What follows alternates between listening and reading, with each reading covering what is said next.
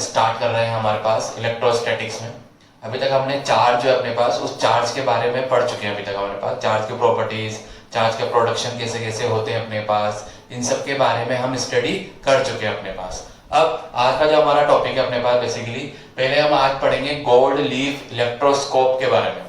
Gold leaf electroscope basically क्या है अपने पास, कि अभी तक जो अपन ने चार्ज पढ़ा, तो चार्ज को बेसिकली प्रैक्टिकली मेजर करना है आपको।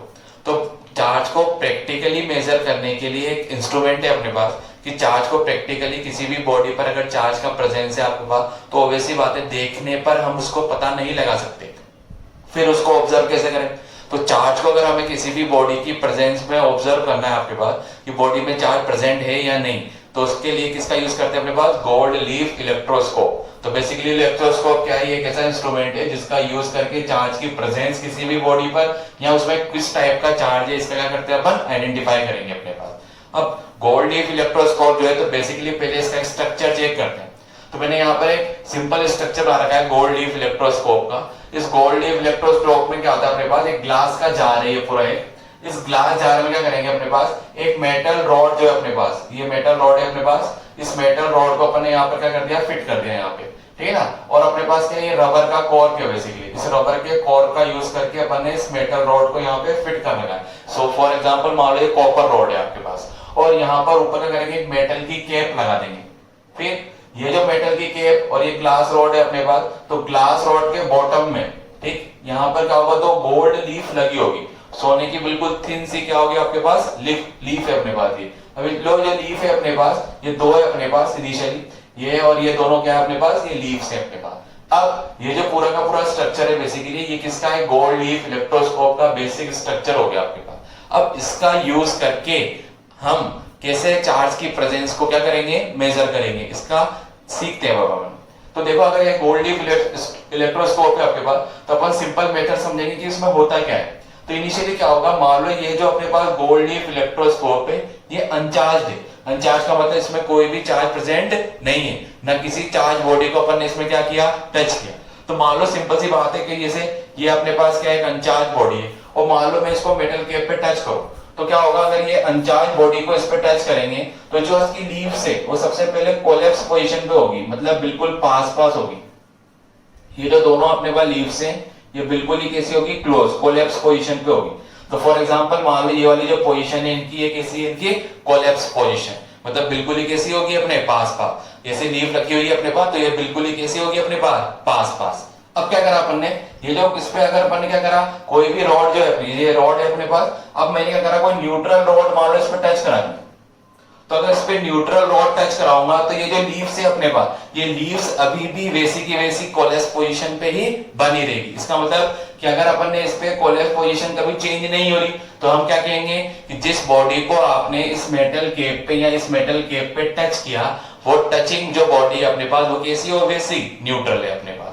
फिर अपन ने क्या किया, मान लो मैंने एक चार्ज रॉड ली, फॉर एग्जांपल अपन ने क्या लिया, इस पे एक पॉजिटिव चार्ज रॉड ले ली, और उस पॉजिटिव चार्ज रॉड को इसके साथ टच कर दिया।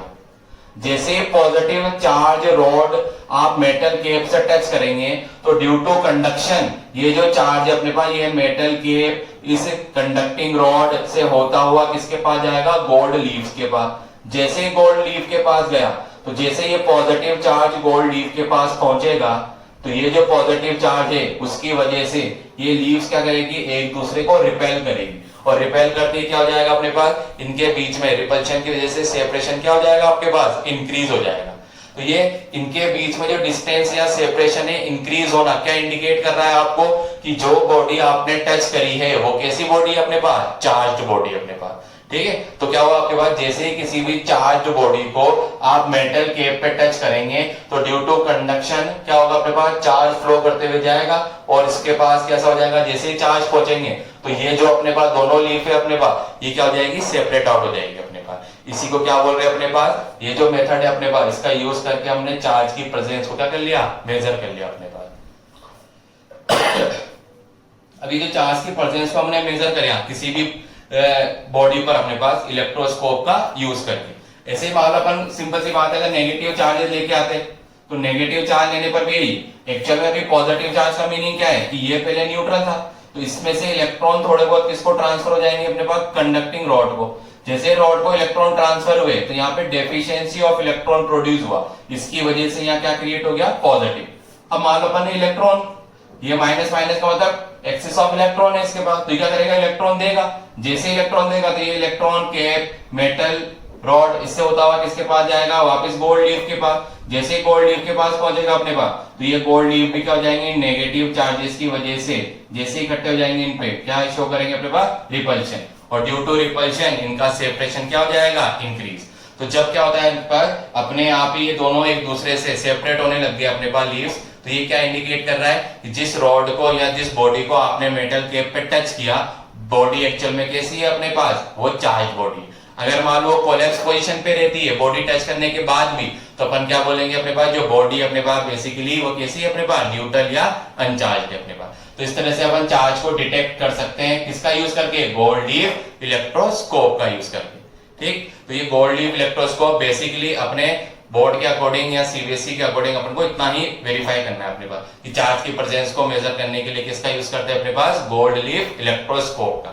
आपको ठीक इतनी ही जानकारी रखनी है अपने पास। फिर नेक्स्ट जो टॉपिक है अपने पास, उसमें क्या करेंगे अपन, थोड़ा बहुत comparison of charge and mass या मैटर, कि मैटर और चार्ज में क्या क्या कंपैरिजन है आपके पास, इसको चेक करते हैं अपन। ठीक है, थोड़ा बहुत अपन पहले भी जानते हैं अपने पास, सब पढ़ लिया अपन ने कि चार्ज जो है पॉजिटिव हो सकता है, नेगेटिव भी पॉसिबल है, और कैसा पॉसिबल है, न्यूट्रल मतलब जीरो। इसका न्यूट्रल चार्ज का मतलब जितना पॉजिटिव चार्ज है उतना ही कैसा है अपने पास, नेगेटिव चार्ज। ठीक है, पर मास जो है हमेशा वो कैसा होता है, पॉजिटिव। जैसे कहा 1 किलोग्राम 2 किलोग्राम 5 किलोग्राम, तो मास हमने कैसा लिया, हमेशा पॉजिटिव ही लिया। कभी ऐसा मास नहीं बोला अपन ने कि माइनस का 10 किलोग्राम। ठीक है ना, मम्मी ने कभी अपन से ऐसा नहीं कहा कि जाओ -10 किलोग्राम शुगर लेके आओ, ऐसा कभी नहीं सुना अपन ने। अपन से बोला जैसे 5 किलोग्राम शुगर लेके आओ, 5 किलोग्राम घी लेके आओ, तो वैसी बात है जो मास हमेशा वो कैसा होता है, पॉजिटिव। पर चार्ज जो है वो प्लस में भी पॉसिबल है, माइनस में भी पॉसिबल है, और न्यूट्रल बॉडी का चार्ज होता है जितना पॉजिटिव चार्ज उतना ही कैसा है अपने पास, नेगेटिव। तो इसकी वैल्यू प्लस भी हो सकती है, माइनस भी हो सकती है, जीरो भी हो सकती है, पर मास हमेशा किसमें मिलेगा, प्लस में ही मिलेगा। चार्ज जो है वो कैसा होता है अपने पास, इनवेरिएंट होता है अपने पास। चार्ज इनवेरिएंट है हमेशा। इनवेरिएंट का मतलब पहले बताया था मैंने, चार्ज जो है वो कभी भी स्पीड पे डिपेंड नहीं करता। तो मार्कर पे मान लो कोई चार्ज अपने पास, मार्कर अभी रेस्ट में, ठीक है ना, मैंने कहा मार्कर पे +2 कूलम चार्ज है। अब यही मार्कर क्या करने लग गया, दौड़ने लग गया अपने पास, मतलब मैं मार्कर को लेकर दौड़ने लग गया, तो इसमें स्पीड आएगी, तब भी इस पे चार्ज की वैल्यू क्या रहेगी आपके पास, इतनी ही बनी रहेगी। तो जो चार्ज है अपने पास वो फ्रेम ऑफ रेफरेंस या स्पीड पे डिपेंड नहीं करता। बट मास जो है अपने पास वो इनवेरिएंट नहीं होता। मास जो है बेसिकली वो किस पे डिपेंड करता है, स्पीड पे डिपेंड करता है। तो मास इनवेरिएंट नहीं है, तो मास अगर स्पीड पे डिपेंड करता है अपने पास, तो मास स्पीड पे कैसे डिपेंड करेगा अपने पास, मास स्पीड पे कैसे डिपेंड करेगा अपने पास, कि m mass of any body when it is moving is equal to m0 divide by 1 minus v²/c²। ये क्या अपने पास रिलेशन है इसका अपने पास मूविंग मास और रेस्ट मास के बीच में, कि अगर कोई बॉडी मूव कर रही है और अगर कोई बॉडी रेस्ट में अपने पास, तो उनके मास में क्या क्या रिलेशन आएगा अपने पास। यहाँ m तो किसका मास है, मूविंग बॉडी का अपने पास, m0 ये किसका अपने पास, रेस्ट बॉडी में कितना मास है। फिर v क्या चीज है अपने पास, स्पीड ऑफ बॉडी, और यह है स्पीड ऑफ, ये जो अपने पास ये स्पीड ऑफ लाइट किसमें, वैक्यूम में, जिसकी वैल्यू होती है 3 × 10⁸ मीटर पर सेकेंड, लाइट की स्पीड इन वैक्यूम। तो m की वैल्यू जो है ये क्या है अपने पास, कि जब कोई भी बॉडी मूविंग है अपने पास, तो उस केस में जो मास है अपने पास वो क्या कर रहा है, स्पीड के साथ वेरी करेगा, किसके रेस्पेक्ट में, रेस्ट मास के रेस्पेक्ट में। तो क्या होता है अपने पास, जैसे जैसे स्पीड बढ़ेगी तो इसका मतलब v की वैल्यू क्या होगी अपने पास, इंक्रीज। जैसे जैसे v इंक्रीज होगा इसका मतलब क्या, ये वाली टर्म क्या होती जा रही है अपने पास, ये पूरी टर्म इंक्रीज होगी। अगर ये पूरी टर्म इंक्रीज होगी इसका मतलब क्या है, डिनोमिनेटर वाली पूरी टर्म क्या होगी अपने पास, डिनोमिनेटर में जो पूरी टर्म आ रही है अपने पास वो क्या हो जाएगी, डिक्रीज। डिनोमिनेटर वाली टर्म डिक्रीज होगी इसका मतलब क्या है, ये वाली टर्म क्या हो जाएगी अपने पास, इंक्रीज। तो इसका मीनिंग क्या है अपने पास, जैसे जैसे किसी भी बॉडी जो है अपने पास उसकी स्पीड में इंक्रीमेंट होगा, तो स्पीड में इंक्रीमेंट के साथ, v में इंक्रीमेंट के साथ उसका मास भी क्या हो जाएगा अपने पास, इंक्रीज हो जाएगा। That is, mass is not invariant. Mass depends on speed.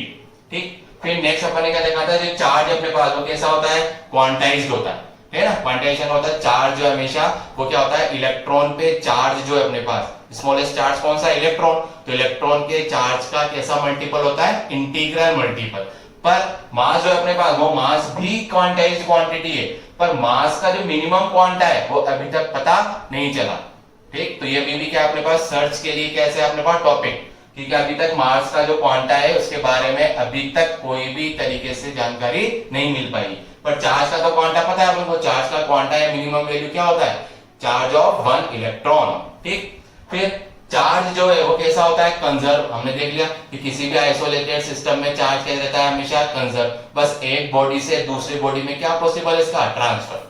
But mass जो है वो कन्वर्ट मतलब कंजर्व नहीं है, क्यों, क्योंकि मास जो है वो एनर्जी में, और एनर्जी क्या होती है, मास में कन्वर्ट होती रहती है। आइंस्टीन ने अपनी एनर्जी मास रिलेशन E=mc² के थ्रू एक्सप्लेन किया अपने पास कि जो मास है अपने पास वो किस में कन्वर्ट हो जाता है, एनर्जी में। तो इस वजह से हम क्या कह सकते हैं कि जो मास है अपने पास वो कंजर्व नहीं होगा। इसे क्या अपने पास जब भी चार्ज होगा तो चार्जेस के बीच में जब फोर्स लगेगा अपने पास, उसको हम क्या बोलेंगे अपने पास, अभी हमें आगे भी पढ़ना है, तो उसको इलेक्ट्रिक फोर्स बोल रहे हैं मान लो। तो जो इलेक्ट्रिक फोर्स है, फोर्स बिटवीन चार्जेस, वो हमेशा क्या होगा, अट्रैक्शन का भी होगा और रिपल्शन का भी होगा। तो हम जानते हैं like charges repel each other but unlike charges attract each other. ठीक है ना, बट मास अगर अपन ने लिया है तो फोर्स बिटवीन टू मासेस वो हमेशा क्या होता है, अट्रैक्टिव इन नेचर, हमेशा अट्रैक्शन का ही फोर्स होगा। जैसे 11th क्लास में ग्रेविटेशन में पढ़ा, तो 11th क्लास में ग्रेविटेशन में क्या था अपने पास कि the force between two masses आपके पास क्या होता है, ऑलवेज अट्रैक्टिव इन नेचर। उस फोर्स को क्या बोलते हैं अपन, ग्रेविटेशनल फोर्स। ठीक, तो ओनली कैसा होता है ये अपने पास, अट्रैक्शन का फोर्स है बेसिकली। तो क्या अपने पास चार्ज और मास जो अपने पास, उसमें थोड़ा बहुत क्या कर लिया अपन ने, कंपेयर करके चेक कर लिया अपने पास कि चार्ज और मास में क्या क्या कंपैरिजन है आपके पास। मास के बारे में बेसिकली हमने 11th क्लास में ज्यादा स्टडी करी है, ऑब्वियसली बात है। चार्ज जो अपने पास उन्हीं के बारे में हम आगे भी क्या करेंगे, स्टडी करते जाएंगे। पर हम एक बात पढ़ चुके हैं कि जहां पर चार्ज होगा वहां मास भी क्या होगा, जरूर होगा, क्योंकि चार्ज के साथ मास, मास के साथ क्या हो रहा है अपने पास, एसोसिएट है। ठीक है ना, तो जो मास है अपने पास चार्ज में चेंज होगा तो इसका मतलब मास में भी क्या हो रहा है वहां पे चेंज। तो हमें मास के बारे में भी थोड़ी बहुत जानकारी क्या करनी पड़ेगी, रखनी पड़ेगी अपने पास। अब हम चार्ज से रिलेटेड न्यूमेरिकल्स जो है अपने पास उसके बारे में देखते हैं थोड़ा बहुत अपने पास। ठीक, मान लो अपने पास कुछ ऐसा क्वेश्चन आया हमारे पास कभी कि मान लो आपके पास 3 चार्जेस दे रखे हैं, एक दे रखा है आपके पास A, दूसरा दे रखा है चार्ज आपको B, और थर्ड चार्ज दे रखा है मान लो आपको C।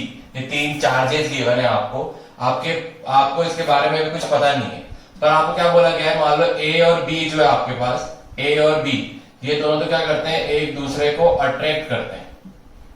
ठीक है, आपको ऐसा गिवन है आपके पास कि A एंड B अट्रैक्ट, एक दूसरे का कर रहे हैं अपने पास, अट्रैक्ट कर रहे हैं। और B और C जो है अपने पास वो एक दूसरे को रिपेल करते हैं अपने पास।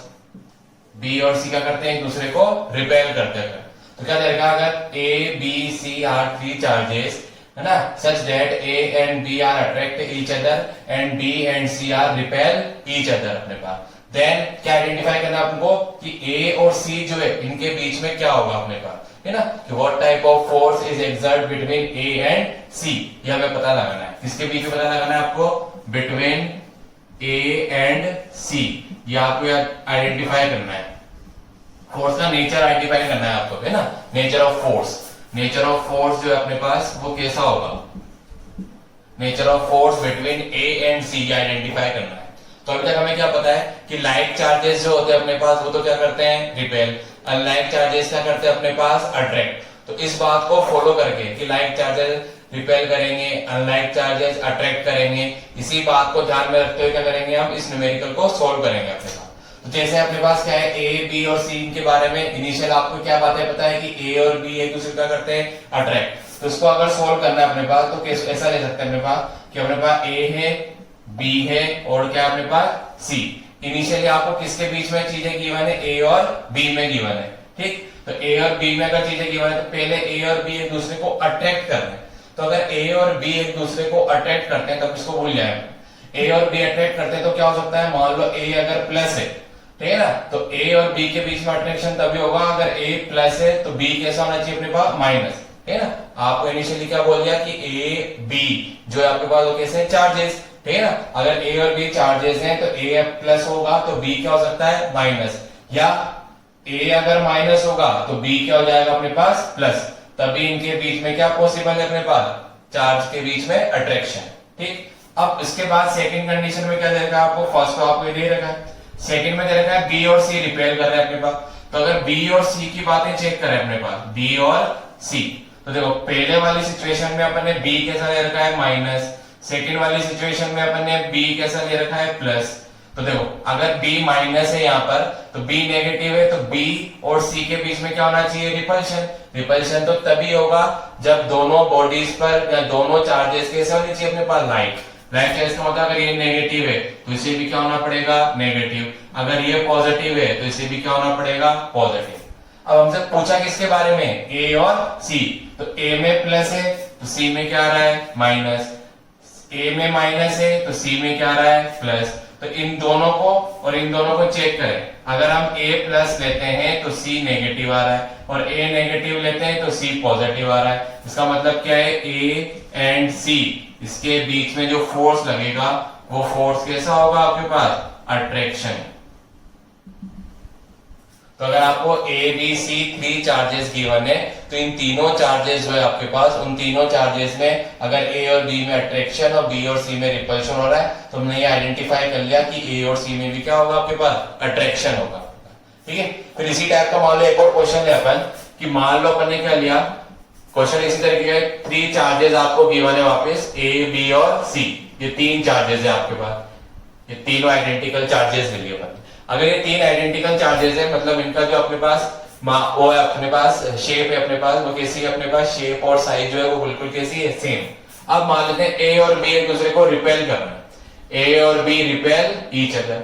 ऐसे बी और सी भी अब मान लेते हैं दोनों ये भी रिपेल ही कर रहे हैं कि बी और सी ऑल्सो रिपेल ईच अदर। तो क्या आइडेंटिफाई करना है वापस हमें कि ए और सी जो है आपके पास इनमें क्या होगा, ठीक है ना। मतलब क्वेश्चन यही अपने पास अभी भी कि नेचर ऑफ फोर्स किसमें बताना है अपन को, ए एंड सी के बीच में अपने पास। तो तरीका वापस वही का वही है अपने पास। क्या कहा अपने पहले, ए और बी में आपको सिचुएशन गिवन है, क्या गिवन है, दोनों एक दूसरे क्या कर रहे हैं अपने पास, चार्जेस रिपेल रिपेल कर रहे हैं। तो इसका मतलब ये प्लस होगा तो ये भी क्या होगा, प्लस। अगर ये माइनस होगा तो ये भी क्या होगा, माइनस। बिल्कुल सिंपल सी बात। फिर बी और सी के बीच में सिचुएशन गिवन है आपको, और अपन ने बी तो पहले क्या ले रखा है, प्लस, सी क्या, सॉरी बी वाला क्या ले रखा है, माइनस। तो देखो बी और सी में भी क्या हो रहा है, रिपल्शन। और बी और सी में अगर रिपल्शन हो रहा है तो बी अगर प्लस है तो इसको भी क्या होना पड़ेगा, रिपल्शन के लिए सेम, मतलब प्लस। ये माइनस है तो इसे भी क्या होना पड़ेगा, माइनस। तो देखो ए प्लस है तो सी भी प्लस मिला, बी माइनस, सॉरी ए माइनस है तो सी भी कैसा मिला आपको, माइनस। तो ये लाइक चार्जेस है और लाइक चार्जेस क्या करते हैं, रिपेल। तो इसका आंसर है A and C repel each other. एक दूसरे को क्या करेंगे अपने पास, ये रिपेल करते हैं अपने पास। ठीक है, तो ये जो क्वेश्चंस आए अपने पास इसमें कभी भी आपको ऑप्शंस गिवन हो सकते हैं, उस ऑप्शंस के अकॉर्डिंग हो सकता है आपको 4 ऑप्शंस दे दें आपके पास, उन 4 ऑप्शंस को क्या करना है आपके पास, कौन सा करेक्ट है इसको चूज करना है। तो इसके अकॉर्डिंग क्या कर सकते हैं अपने पास, ये से वाले क्वेश्चंस हो सकते हैं। तो आपको अगर चार्जेस गिवन है इस तरह से अपने पास, ठीक, तो उन चार्जेस जो है अपने पास, उन चार्जेस के अकॉर्डिंग उनके बीच में फोर्स ऑफ अट्रैक्शन होगा या फोर्स ऑफ रिपल्शन होगा। इस टाइप के क्वेश्चन क्या कर सकते हैं अपन, सोल्व कर सकते हैं अपने पास। ठीक, इसी टाइप का एक क्वेश्चन और ले रहे हैं अपने पास, अब वो थोड़ा अलग देख के करते हैं। मान लो हमने कुछ क्वेश्चन ऐसा लिया अपने पास कि वापस आपको 3 चार्जेस ही गिवन है अभी भी, ठीक है। आपको क्या क्या गिवन है अपने पास, इस क्वेश्चन में भी आपको क्या गिवन है, एक तो चार्ज ले लिया अपने ए, एक चार्ज ले लिया अपने बी, और एक क्या ले लिया अपने पास, सी। तीनों के तीनों कैसे अपने पास आइडेंटिकल है, ए बी सी जो भी आपके पास वो सब के सब कैसे अपने पास आइडेंटिकल। मान लेते हैं इसमें तो चार्ज है आपके पास 6 माइक्रोकुलम, इस पे भी चार्ज एज्यूम कर लेता हूं मैं 6 माइक्रोकुलम, और मान लो इस पे चार्ज एज्यूम कर लेते हैं माइनस का 9 माइक्रोकुलम, ठीक है ना। तो आपको क्वेश्चन में क्या गिवन है अपने पास कि मान लो A B C are 3 identical charges of 6 microcoulomb, 6 microcoulomb and minus 9 microcoulomb, ठीक है ना। अब क्वेश्चन में क्या है कि सबसे पहले क्या करेंगे, स्टार्टिंग में एट फर्स्ट, शॉर्ट में लिख रहा हूं मैं, एट फर्स्ट क्या करा अपन ने, ए एंड या ए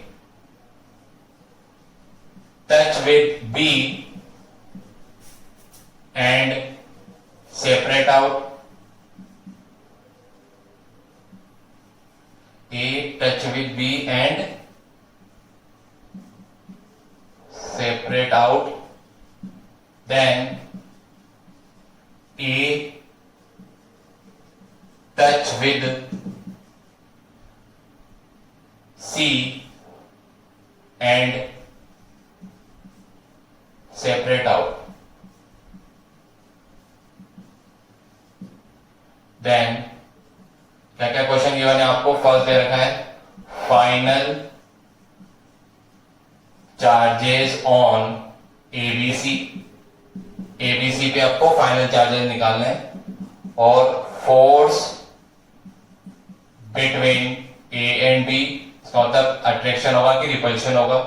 third, force between A and C, A और बी और ए और सी के बीच में फोर्स का नेचर कैसा होगा ये आइडेंटिफाई करना है हमें। ठीक है, तो क्वेश्चन कुछ इसी टाइप का अपने पास, पर थोड़ा एक्स्ट्रा चीज काम आएगी इसमें।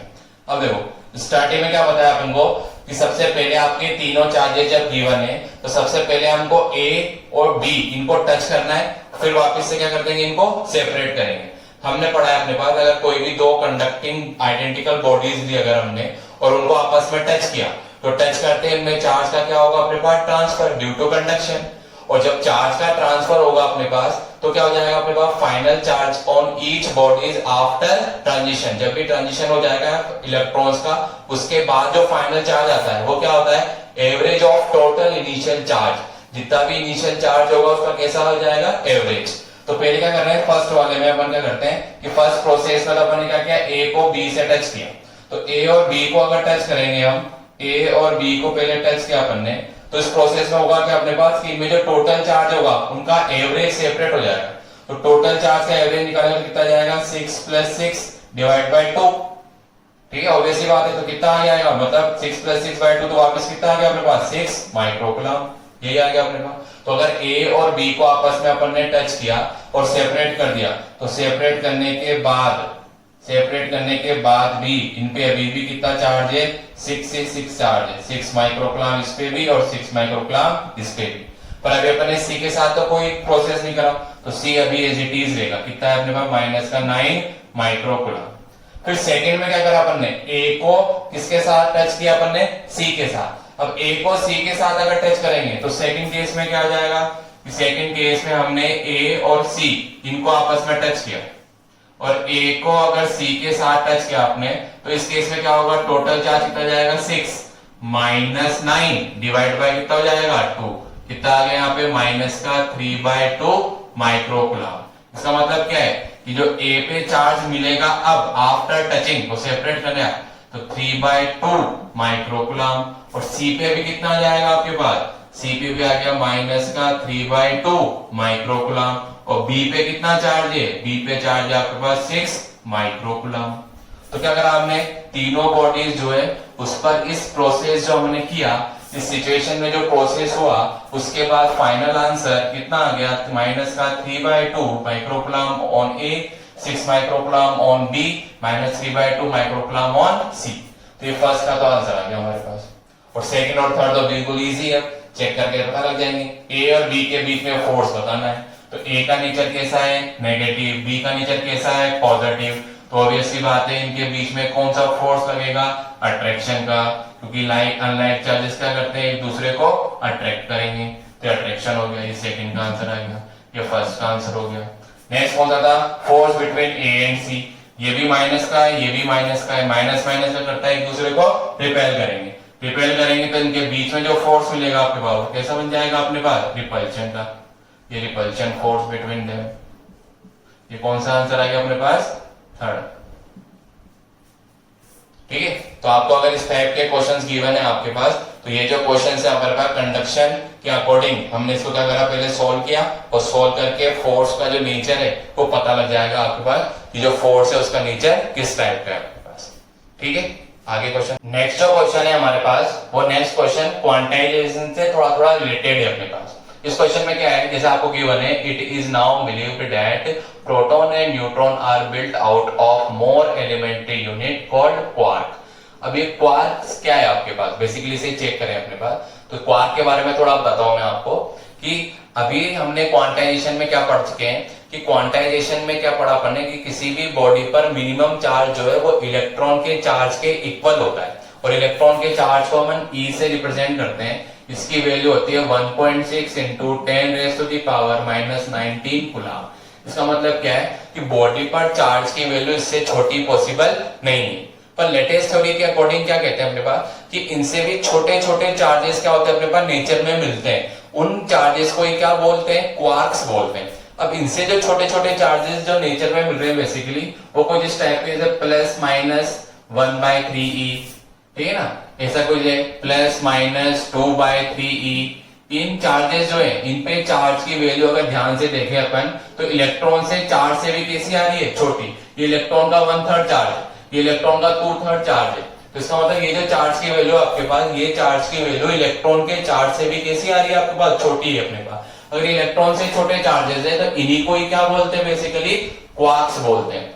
अब ये जो क्वार्क मिले आपके पास, ठीक है ना, अब होने में तो क्या होना चाहिए, बॉडी पे चार्ज इलेक्ट्रॉन के चार्ज से भी कैसा मिल गया, छोटा।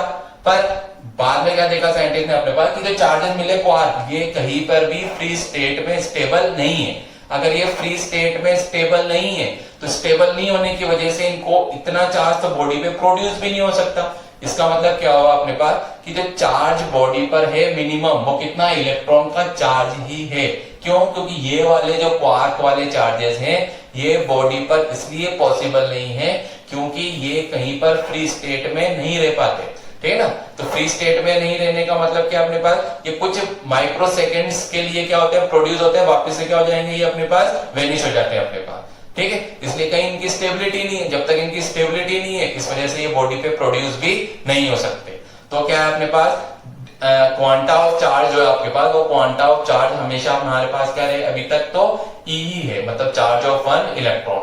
पर क्या देखा गया अपने पास कि जो क्वार्क है वो क्वार्क कहाँ काम आ रहे हैं अपने पास, कि जो अपन ऐसा मानते हैं कि न्यूट्रॉन और प्रोटॉन जो है बेसिकली वो इन क्वार्क से मिलके ही बने हुए हैं, ठीक है। तो इस क्वेश्चन में से दे रखा है कि न्यूट्रॉन प्रोटॉन अगर क्वार्क से बने अपने पास तो ऐसा मानते हैं कि एक न्यूट्रॉन या प्रोटॉन जो है वो कितने क्वार्क है, उसके पास 3 क्वार्क्स हैं।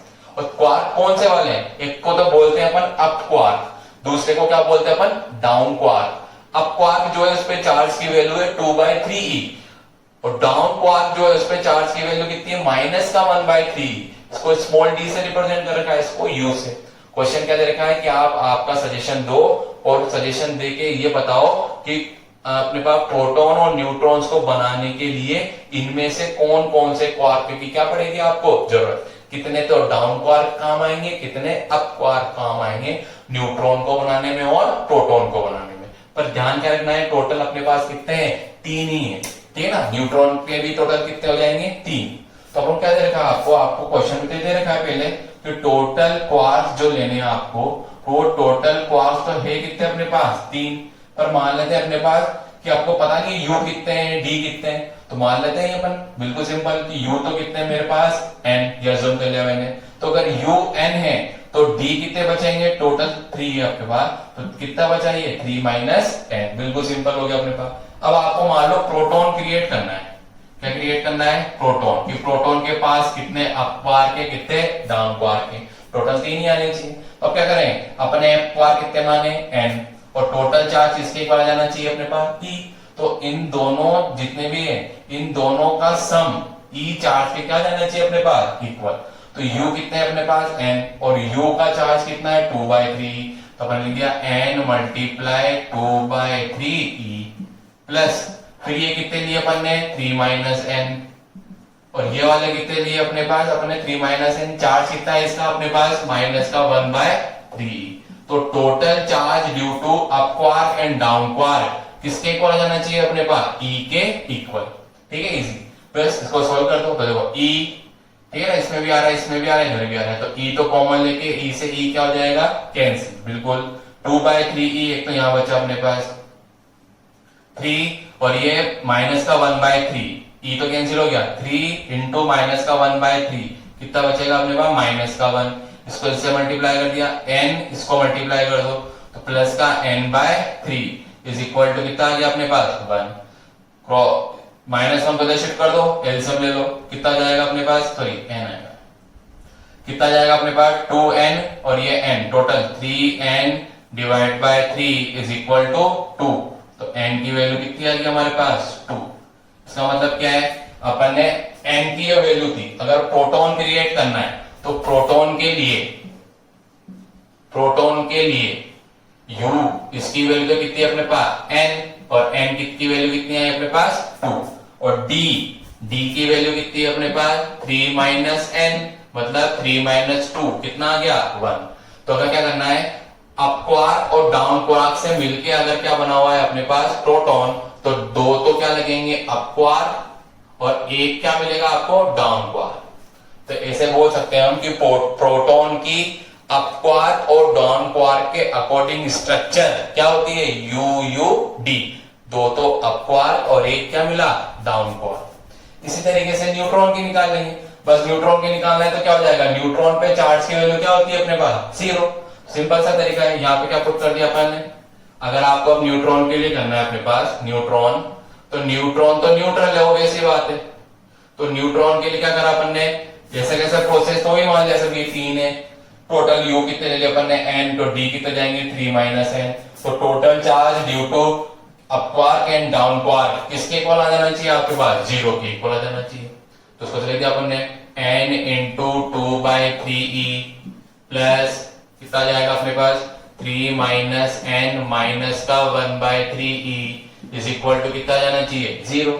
सोल्व कर लेते हैं वापस, e तो क्या चला गया 0 में, ठीक, कितना बचेगा यहाँ पे 2/3n, e होएगा अपने पास, ये कितना बचेगा माइनस का 1, ये कितना बचा अपने पास प्लस का n/3 इज इक्वल टू कितना हो जाएगा आपके पास 0। ठीक है, e तो कॉमन आके 0 नहीं चलाएगा अपने पास बिल्कुल। फिर नेक्स्ट क्या बचेगा अपने पास, इस 1 को इधर शिफ्ट कर दो और कितना जाएगा अपने पास फिर n, इसकी वैल्यू भी कितनी आ गई अपने पास 1। अगर n की वैल्यू 1 आ गई अपने पास तो अपन क्या ले सकते हैं, हम न्यूट्रॉन जो है आपके पास, न्यूट्रॉन जो है अपने पास उसमें u किसके इक्वल है n मतलब 1, और d जो है डाउन क्वार्क वो है 3 माइनस n मतलब कितना जाएगा 2। इसका मतलब क्या हुआ कि न्यूट्रॉन जो है उसकी स्ट्रक्चर किसके अकॉर्डिंग डाउन क्वार्क और अप क्वार्क के अकॉर्डिंग क्या लिख सकते हैं अपन UDD, ऐसा लिख सकते हैं अपन। ठीक है, तो क्या हो गया, अपन ने क्वेश्चन में ये दिया था कि अगर आपके पास डाउन क्वार्क और अप क्वार्क दे रखे हैं अगर आपके पास, तो न्यूट्रॉन प्रोटॉन की स्ट्रक्चर उन क्वार्क के अकॉर्डिंग किस टाइप से हो सकती है, कितने न्यूट्रॉन होंगे, फिर कितने डाउन क्वार्क होंगे और कितने अप क्वार्क होंगे। ठीक है, तो बेसिकली ये अभी अपन ने चार्ज के कुछ न्यूमेरिकल सॉल्व कर लिए अपने पास। आगे का जो लेक्चर है हमारे पास उसमें हम अब फोर्स बिटवीन चार्जेस या कुलाम्स लॉ जो है अपने पास वो स्टार्ट करेंगे। ठीक है, तो आप वीडियो को देखते रहिए, वीडियो को जरूर लाइक करें, सब्सक्राइब भी करें अपने पास, और साथ साथ जितने भी वीडियोस हैं आपके पास उनको डेली आप देखें, नोट्स बनाएं घर पे अपने पास, घर पर ही रहें, सुरक्षित रहें। Thank you.